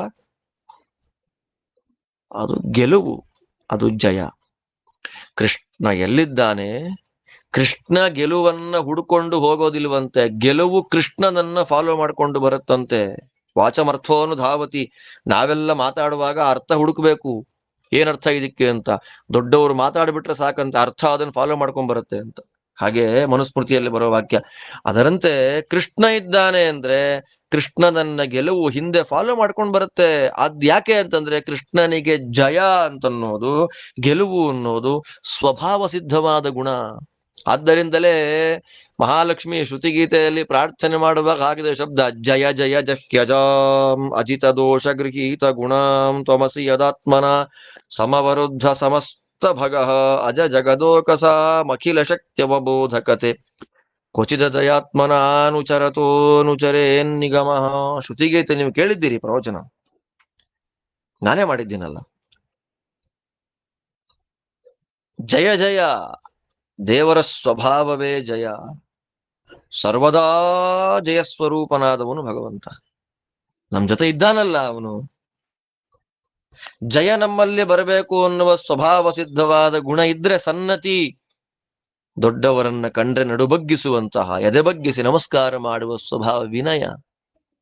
ಎಲ್ಲಿ ವಿನಯ ಇದೆ ಅಲ್ಲಿ ಸ್ವಾಭಾವಿಕವಾದ ಜಯ ಬರುತ್ತೆ.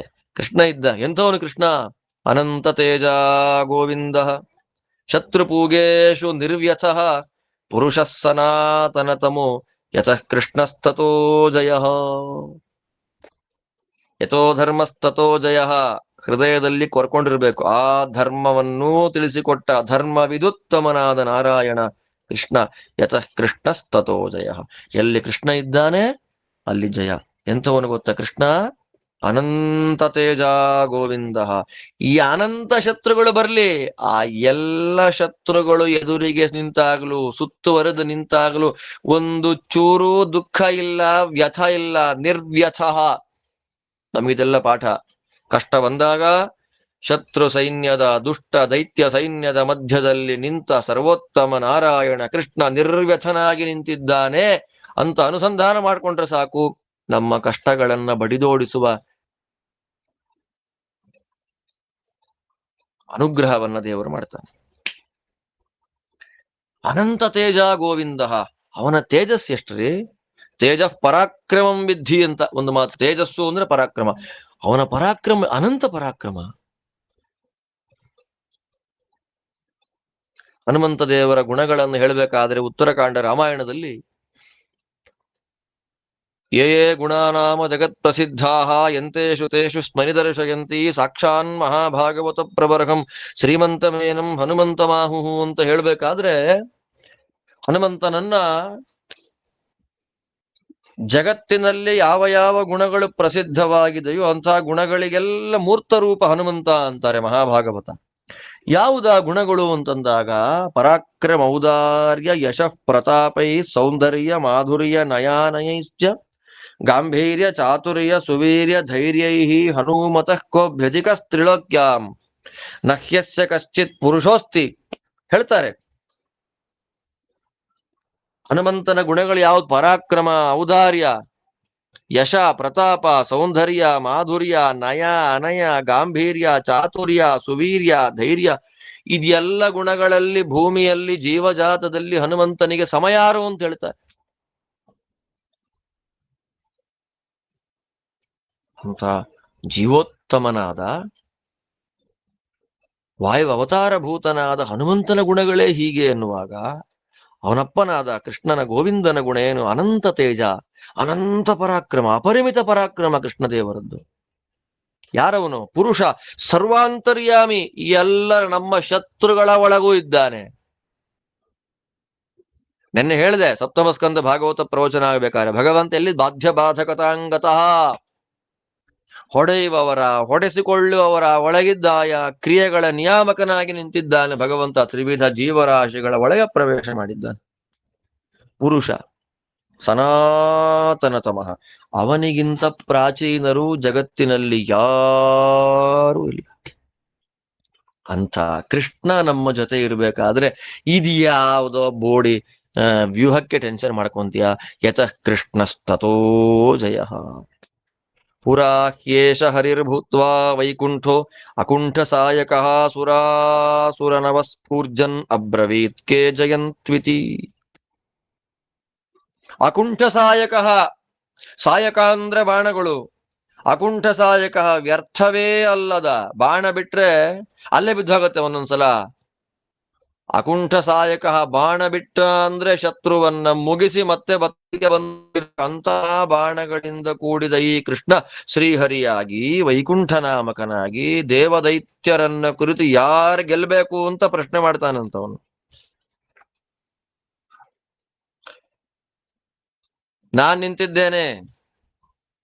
ನಾನು ನಿಂತಿದ್ದೇನೆ, ನಿಮ್ಮಿಬ್ಬರಲ್ಲಿ ಯಾರು ಗೆಲ್ಬೇಕು ಹೇಳ್ರಿ ಅಂತ ಅಂತಾನಂತೆ ದೇವ್ರು. ವೈಕುಂಠ ನಾಮಕನಾಗಿ ಶ್ರೀಹರಿಯಾಗಿ ದೇವರಂದನಂತೆ ಯಾರು ಗೆಲ್ಬೇಕು ಅಂತ. ಅವಾಗ ಯಾರು? ಅನುಕೃಷ್ಣಂ ಜಯಾಮೇತಿ ಯೈರುಕ್ತಂ ತತ್ರ ತೈರ್ಜಿತಂ ತತ್ಪ್ರಸಾದಾಧ್ಯ ತ್ರೈಲೋಕ್ಯಂ ಪ್ರಾಪ್ತಂ ಶಕ್ರಾದಿಭಿಸ್ಸುರೈಹಿ. ಅನುಕೃಷ್ಣಂ ಜಯಾಮ, ಯಾರು ಕೃಷ್ಣನನ್ನ ಅನುಸರಿಸ್ತಾರೆ, ಯಾರು ಸರ್ವೋತ್ತಮನಾದ ಭಗವಂತನನ್ನ ಫಾಲೋ ಮಾಡ್ತಾರೆ, ಅವರಿಗೆ ಗೆಲುವು ಅಂತ ಯಾರಂದ್ರೋ? ದೇವರನ್ನ ಫಾಲೋ ಮಾಡೋಣ, ಕೃಷ್ಣನನ್ನ ಅನುಸರಿಸೋಣ, ಗೆಲ್ಲೋಣ ಅಂತ ಯಾರಂದ್ರೋ ಅಂತಹ ಇಂದ್ರಾದಿ ದೇವತೆಗಳಿಗೆ ತ್ರೈಲೋಕ್ಯ ರಾಜ್ಯ ಬಂತು.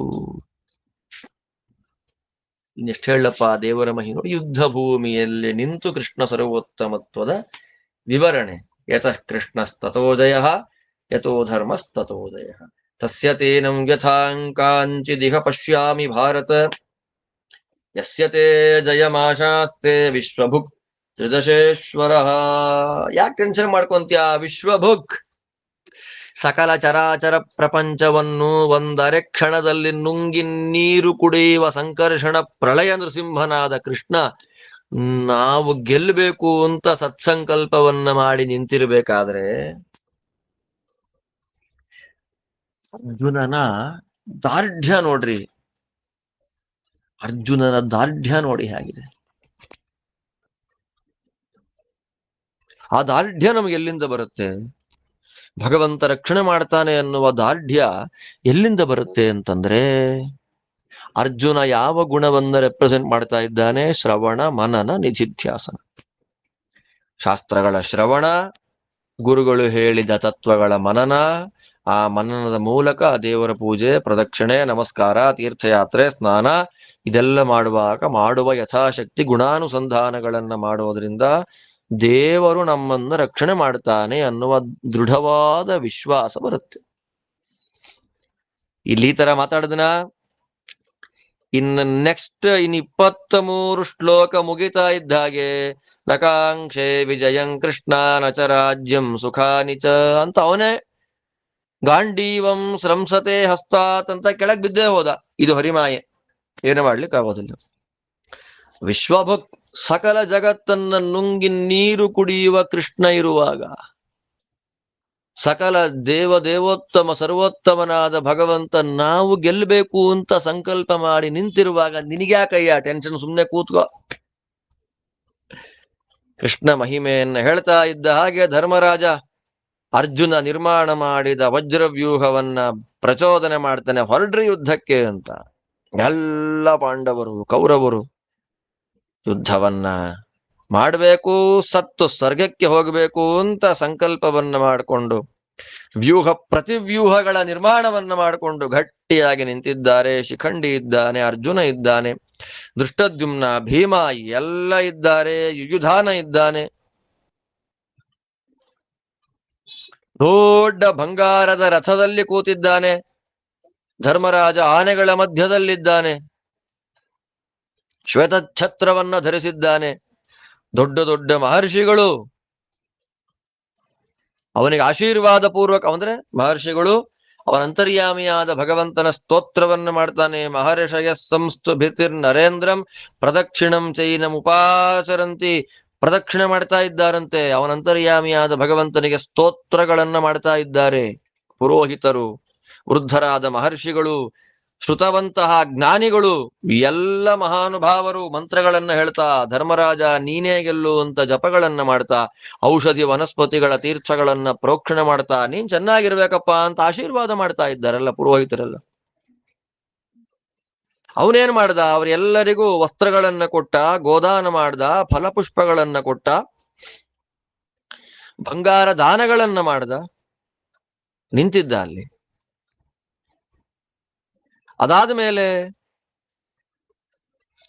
ಅರ್ಜುನ 1000 ಸೂರ್ಯರ ಕಿರಣಕ್ಕೆ ಸಮಾನವಾದ ದೊಡ್ಡ ಬಂಗಾರದ ರಥದಲ್ಲಿ ಕೂತಿದ್ದಾನೆ.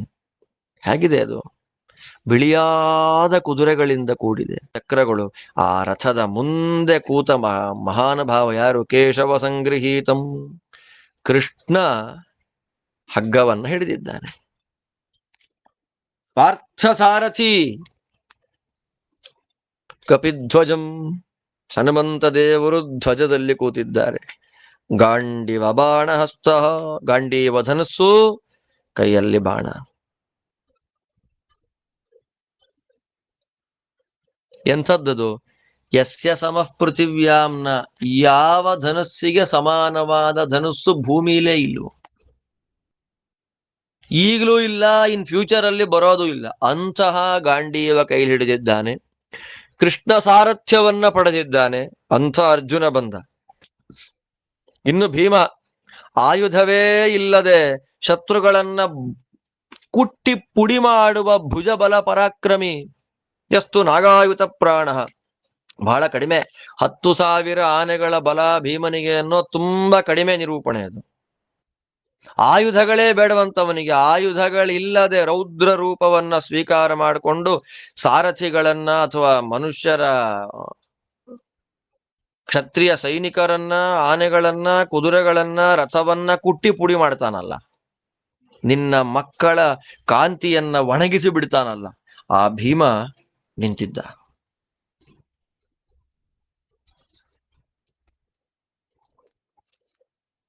ತಂಪ್ರೇಕ್ಷ ಮತ್ತರ್ಷಭ ಸಿಂಹಖೇಲಂ ಅಂತಾರೆ. ಭೀಮನ್ ನೋಡ್ಬಿಟ್ರಂತೆ, ದೊಡ್ಡ ವೃಷಭ, ಮದಭರಿತವಾದ ಆನೆ, ಅದ್ ನಮ್ ಎದುರಿಗೆ ಬಂದು ನಿಂತು ಬಿಟ್ರೆ ಹೇಗಾಗ್ಬಿಡುತ್ತೆ, ನಮ್ಮ ಧೈರ್ಯ ತೊಡೆ ನಡಗತ್ತೆ, ಧೈರ್ಯ ಎಲ್ಲ ಉಡುಗಿ ಹೋಗುತ್ತೆ. ಹಾಗೆ ಹೆದರ್ ಬಿಟ್ರಂತೆ ಭೀಮನ್ ನೋಡಿ.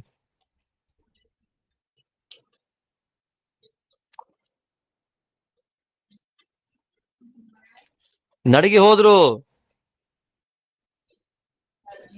ಅವಾಗ ಸೈನ್ಯದ ಮಧ್ಯದಲ್ಲಿ ನಿಂತಿದ್ದ ಕೃಷ್ಣ ಅರ್ಜುನಂಗ್ ಹೇಳ್ತಾನೆ, ಅರ್ಜುನ,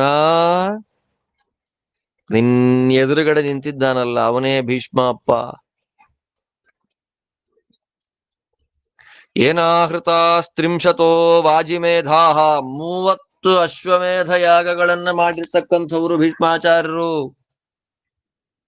ಪರಿಚಯ ಮಾಡ್ಕೊಡ್ಬೇಕಾದ್ರೆ ಹೇಗಂತಾರ ನೋಡ್ರಿ ಕೃಷ್ಣ,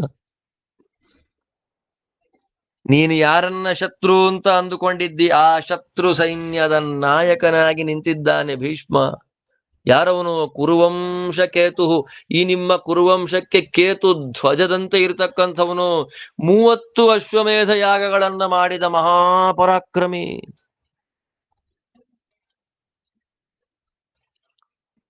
ಅವನನ್ನ ರಕ್ಷಣೆ ಮಾಡ್ತಾ ಇರ್ತಕ್ಕ ಎಲ್ಲ ಸೈನಿಕರನ್ನ ಕೊಂದು ನೀನು ಭೀಷ್ಮನ ಜೊತೆ ಯುದ್ಧ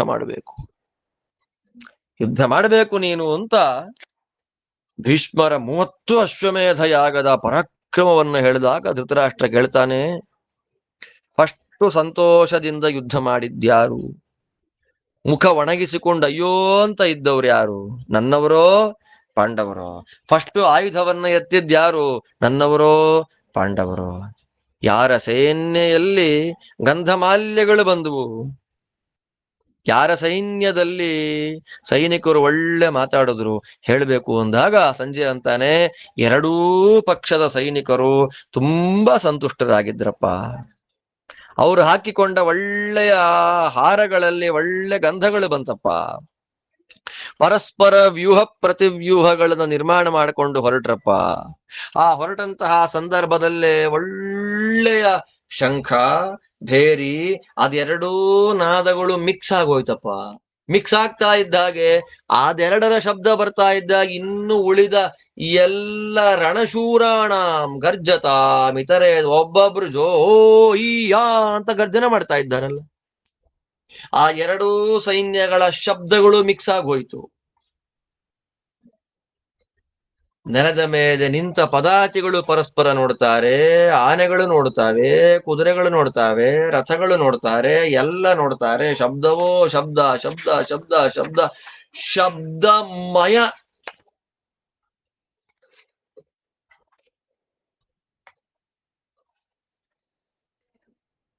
ಶಬ್ದಮಯವಾಗಿ ನಿಂತು ಬಿಡ್ತಪ್ಪ ಅಂದಾಗ ಪ್ರಶ್ನೆ ಮಾಡ್ತಾನೆ ಧೃತರಾಷ್ಟ್ರ, ಧರ್ಮಕ್ಷೇತ್ರೇ ಕುರುಕ್ಷೇತ್ರೇ ಸಮವೇತಾಯುತ್ಸವಃ ಮಾಮಕಾಃ ಪಾಂಡವಾಶ್ಚೈವ ಕಿಮಕುರ್ವತ ಸಂಜಯ. ಕೈ ಮುಗಿದು ಪ್ರಾರ್ಥನೆ ಮಾಡ್ಕೊಳ್ರಿ ಶ್ರೀಹರಿಯಲ್ಲಿ. ಸಮಗ್ರವಾದ 700 ಶ್ಲೋಕಾತ್ಮಕವಾದ ಭಗವದ್ಗೀತೆಯನ್ನ ವಾದಿರಾಜ ಗುರು ಸಾರ್ವಭೌಮರ ಲಕ್ಷಾಲಂಕಾರದಲ್ಲಿ ತಿಳಿಸಿಕೊಟ್ಟ ಅರ್ಥವನ್ನ ಅತ್ಯಂತ ವಿಸ್ತಾರವಾಗಿ ಮತ್ತು ವಿಶೇಷವಾಗಿ ಶ್ರೀಮದ್ ಆನಂದ ತೀರ್ಥ ಭಗವತ್ಪಾದಾಚಾರ್ಯರು ತಿಳಿಸಿಕೊಟ್ಟ ಗೀತಾ ತಾತ್ಪರ್ಯ, ಗೀತಾ ಭಾಷ್ಯ, ಟೀಕಾಕೃತ್ಪಾದರ ಟೀಕಾಗಳು, ರಾಘವೇಂದ್ರ ಸ್ವಾಮಿಗಳ ವ್ಯಾಖ್ಯಾನ, ಎಲ್ಲಕ್ಕಿಂತ ಮುಖ್ಯವಾಗಿ ಮಂತ್ರಾಲಯ ಪ್ರಭುಗಳು ಬರೆದುಕೊಟ್ಟ ಗೀತಾ ವಿವೃತಿ, ಇಷ್ಟೂ ಗ್ರಂಥಗಳನ್ನ ಮಿಕ್ಸ್ ಮಾಡಿಕೊಂಡು ನಾವು ಸಮಗ್ರ 700 ಶ್ಲೋಕಾತ್ಮಕವಾದ ಭಗವದ್ಗೀತೆಯನ್ನ ಕೇಳಲಿಕ್ಕೆ ಹೊರಟಿದ್ದೇವೆ. ಎಲ್ಲ ಕೈ ಮುಗಿದು ನಿಮ್ಮ ಕುಲಗುರುಗಳಲ್ಲಿ, ಕುಲದೇವ ದೇವಿಗಳಲ್ಲಿ ಭಕ್ತಿಯಿಂದ ಪ್ರಾರ್ಥನೆ ಮಾಡ್ರಿ. ಮಹಾಭಾರತದ ಸಮಗ್ರವಾದ ಅರ್ಥ ಚಿಂತನೆಯನ್ನ ನಾವೇನು ಮಾಡುವಂತಹ ಸಾಹಸವನ್ನ ಮಾಡ್ತಾ ಇದ್ದೇವೆ. ಈ ಸಾಹಸದಲ್ಲಿ ಇಲ್ಲಿಯವರೆಗೂ ಕೂಡ 22 ಅಧ್ಯಾಯಗಳು ಭೀಷ್ಮ ಪರ್ವದಲ್ಲಿ ಮುಗಿದಿವೆ. ಇನ್ನು ಮೇಲೆ ಶ್ರೀಮದ್ ಭಗವದ್ಗೀತಾ ಆರಂಭ ಆಗುತ್ತೆ. ಭಗವದ್ಗೀತಾ ಪರ್ವ ಜಸ್ಟಿಫಿಕೇಶನ್ ಆರಂಭ ಆಗ್ತಾ ಇದೆ. ಆ ಆರಂಭದಲ್ಲಿ ನಾವು ಗುರುಗಳಲ್ಲಿ ಭಕ್ತಿಯಿಂದ ಮಾಡಬೇಕಾದ ಪ್ರಾರ್ಥನೆ, ಮನುಷ್ಯ ಜನ್ಮ ಅನ್ನೋದು ತುಂಬಾ ದುರ್ಲಭ. ಆ ಮನುಷ್ಯ ಜನ್ಮದಲ್ಲಿ ಬ್ರಾಹ್ಮಣ್ಯ ಮತ್ತು ದುರ್ಲಭ. ಆ ಬ್ರಾಹ್ಮಣ ವರ್ಣದಲ್ಲಿ ವೈಷ್ಣವ ಜನ್ಮ ಮತ್ತೂ ದುರ್ಲಭ. ಅದರಲ್ಲಿ ಗೀತಾಶ್ರವಣ ಮತ್ತೂ ದುರ್ಲಭ. ಈ ದೊಡ್ಡ ದುರ್ಲಭ ತಮವಾದ ಮಾನುಷ್ಯ, ಬ್ರಾಹ್ಮಣ್ಯ, ವೈಷ್ಣವ ಜನ್ಮ, ಗೀತಾಶ್ರವಣ ಇಷ್ಟೆಲ್ಲವನ್ನ ಕೊಟ್ಟು ಪರಮಾನುಗ್ರಹ ಪೂರ್ವಕ ಪರಮೋಪಕಾರ ಮಾಡಿದ ಶ್ರೀಕೃಷ್ಣ, ನಿನ್ನ ಕರುಣೆಗೆ ನಮೋ ನಮಃ ಅಂತ ಪ್ರಾರ್ಥನೆಯನ್ನು ಮಾಡ್ತಾ, ನಾವು ಶುರು ಮಾಡಿದ ಭಗವದ್ಗೀತೆಯ ವಿಚಿತ್ರವಾದ ಅರ್ಥಾನುಸಂಧಾನ ನಮ್ಮಿಂದ ಸಾರ್ಥಕವಾಗಿ ನಡೆದು ಭೀಮರೂಪಿ ವಾಯುದೇವರ, ಕೃಷ್ಣರೂಪಿ ನಾರಾಯಣನ ವಿಶೇಷ ಅನುಗ್ರಹ ನಮ್ಮೇಲಾಗಲಿ. ಅದಕ್ಕೆ ಶ್ರವಣ ಮನನ ನಿಧಿಧ್ಯಾಸನಕ್ಕೆ ಪ್ರತೀಕನಾಗಿ ನಿಂತ ಅರ್ಜುನನ ಪರಮಾನುಗ್ರಹ ನಮ್ಮೆಲ್ಲರ ಮೇಲಿದ್ದು ಗೀತಾ ಶ್ರವಣ ನಿರಂತರವಾಗಿ ನಡೆದು ಮಹಾಭಾರತ ಪೂರ್ಣವಾಗಿ ಚಿಂತನೆ ಆಗುವಂತೆ ಆಗಲಿ. ಅಲ್ಲಿಂದ ಇನ್ನು ಮುಂದಕ್ಕೆ ಎಲ್ಲ ವ್ಯಾಸಕೃತ ಗ್ರಂಥಗಳ ಶ್ರವಣ ನಮ್ಮಿಂದ ನಡೆಯಲಿ ನಿರ್ವಿಘ್ನವಾಗಿ ಜನ್ಮದಲ್ಲಿ ಅಂತ ಪ್ರಾರ್ಥನೆ ಮಾಡ್ತಾ ಗೀತೆಯ ಮೊದಲನೇ ಶ್ಲೋಕ ಶುರು ಮಾಡೋಣ. ಧೃತರಾಷ್ಟ್ರ ಉವಾಚ ಧರ್ಮಕ್ಷೇತ್ರೇ ಕುರುಕ್ಷೇತ್ರೇ ಸಮವೇತಾಯುಯುತ್ಸವಃ ಮಾಮಕಾಃ ಪಾಂಡವಾಶ್ಚೈವ ಕಿಮಕುರ್ವತ ಸಂಜಯ. ಧೃತರಾಷ್ಟ್ರ ಕೇಳ್ತಾನೆ, ಕುರುಕ್ಷೇತ್ರ ಸಾಮಾನ್ಯವಲ್ಲಪ್ಪ, ಧರ್ಮಕ್ಷೇತ್ರ ಅದು. ಅಂಥ ಧರ್ಮಕ್ಷೇತ್ರವಾದ ಕುರುಕ್ಷೇತ್ರದಲ್ಲಿ ಯುದ್ಧ ಮಾಡಬೇಕು ಅಂತ ಮಾಮಕಾಹ ಪಾಂಡವಾಹ, ನನ್ನವರೂ ಪಾಂಡವರಿಬ್ಬರೂ ಕೂಡ ಒಟ್ಟಿಗೆ ಒಂದೇ ಜಾಗದಲ್ಲಿ ನಿಂತವರು ಏನು ಮಾಡಿದರು ಅಂತ ಹೇಳಿದ್ದಕ್ಕೆ ಸಂಜಯ ಉತ್ತರವನ್ನ ಕೊಡ್ತಾನೆ. ಆ ಎಲ್ಲ ಭಾಗವನ್ನು ಕೂಡ ಮತ್ತೆ ಇನ್ನು ಮುಂದಿನ ಪಾಠದಲ್ಲಿ ಅನುಸಂಧಾನವನ್ನ ಮಾಡೋಣ ಅಂತ ಹೇಳ್ತಾ, ನಾಳೆ ದಿನ ಗೀತಾ ಪಾಠ ಇರೋದಿಲ್ಲ. ನಾಳೆ ನಾನು ಶ್ರೀರಂಗಕ್ಕೆ ಹೋಗ್ತಾ ಇದ್ದೇನೆ.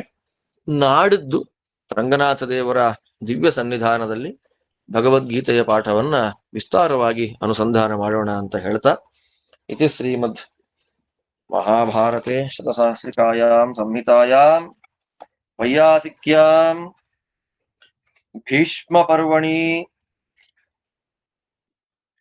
ದ್ವಾವಿಂಶೋಧ್ಯಾಯ ಭಗವದ್ಗೀತಾ ಪರ್ವಣಿ ಎಷ್ಟನೇ ಅಧ್ಯಾಯ? ದಶಮೋಧ್ಯಾಯ. ಇಲ್ಲಿಗೆ ಶ್ರೀಮದ್ ವೇದವ್ಯಾಸ ವಿರಚಿತ ಲಕ್ಷ ಶ್ಲೋಕಾತ್ಮಕ ಶ್ರೀಮನ್ ಮಹಾಭಾರತ ಸಂಹಿತಾದಲ್ಲಿ ಭೀಷ್ಮ ಪರ್ವದಲ್ಲಿ 22ನೇ ಅಧ್ಯಾಯ, ಅದರ ಜೊತೆಯಲ್ಲೇ ಭಗವದ್ಗೀತಾ ಪರ್ವದಲ್ಲಿ 10ನೇ ಅಧ್ಯಾಯ ಮುಗಿತಾ ಇದೆ. ಇನ್ನು 11ನೇ ಅಧ್ಯಾಯ ರೂಪದಲ್ಲಿ ಶ್ರೀಮದ್ ಭಗವದ್ಗೀತಾ ಆರಂಭ ಆಗತ್ತೆ. ಗೀತಾ ಪಾಠ ನಿರ್ವಿಘ್ನವಾಗಿ ನಡೀಲಿ ಅಂತ ಮತ್ತೊಮ್ಮೆ ಮಗದೊಮ್ಮೆ ಇನ್ನೊಮ್ಮೆ ಹರಿಗುರುಗಳಲ್ಲಿ ಪ್ರಾರ್ಥನೆ ಮಾಡ್ತಾ ಇವತ್ತಿನ ಪಾಠ ಮುಗಿಸ್ತಾ ಇದ್ದೇನೆ. ನಿಮ್ಮೆಲ್ಲರಿಗೂ ಭಗವಂತ ಒಳ್ಳೇದು ಮಾಡಲಿ. ಶ್ರೀಕೃಷ್ಣ ಅರ್ಪಣಮಸ್ತು.